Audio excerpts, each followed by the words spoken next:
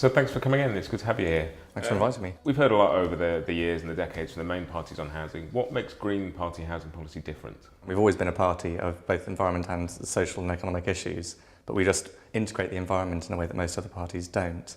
And our approach to housing is basically that there is a completely broken market, and we've got to stop tinkering around at the edges. We've got to stop with these sort of gimmicky schemes that don't really help or don't change things in the long run, and find solutions that mean that we can have stable house prices so everyone can get a home that is secure, that they can afford, and that's in decent condition.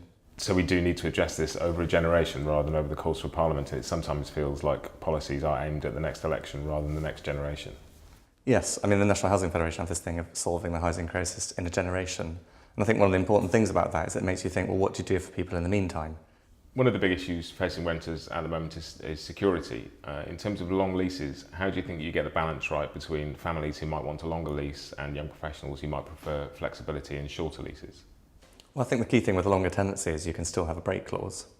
So at the moment, a lot of people have maybe 6-month or 1-year tenancies and then choose to move because they've got a new job somewhere else or they've got new flatmates they want to live with, and it's a nice thing to be able to do.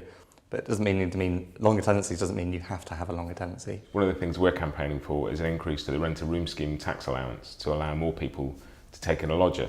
At the moment, there's something like 19 million empty bedrooms just in owner-occupied properties in England. So freeing up a fraction of those would help house tens or possibly thousands of hundreds of thousands of people in affordable accommodation. Is that something we should be looking at? Yes, and the exact figure we'll raise it to will be in our manifesto, but we will. We've always long said that we would want to increase that allowance. And one of the interesting things about the British housing crisis is that, apart from in London, for the rest of the country, we actually have more bedrooms per person than we've ever had.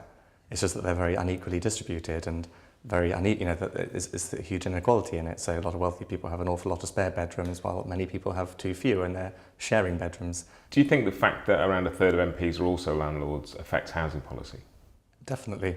And the age and the wealth and the income of landlords. I was doing hustings recently and an MP said, well, I rent. I use my allowance to rent a flat in London while going back to my constituency. And I just thought, yes, but you rent and you earn £70,000 a year. You're an MP and you're getting it paid out of your allowances. So that doesn't give you any kind of an insight into what it means to rent as a young professional or as somebody who's just finished college or as a young family. As you say, the fact that many of them are landlords also means that there's more of a landlord's approach to housing than a tenant's in Parliament. The UK has always had a strong affinity with home ownership. Do you think long-term home ownership is the answer and we need a better private rented sector while everybody gets there, or do you think potentially we would become a nation of renters? We're not too fussed about that. We think that it would be better if that were determined by people's choice.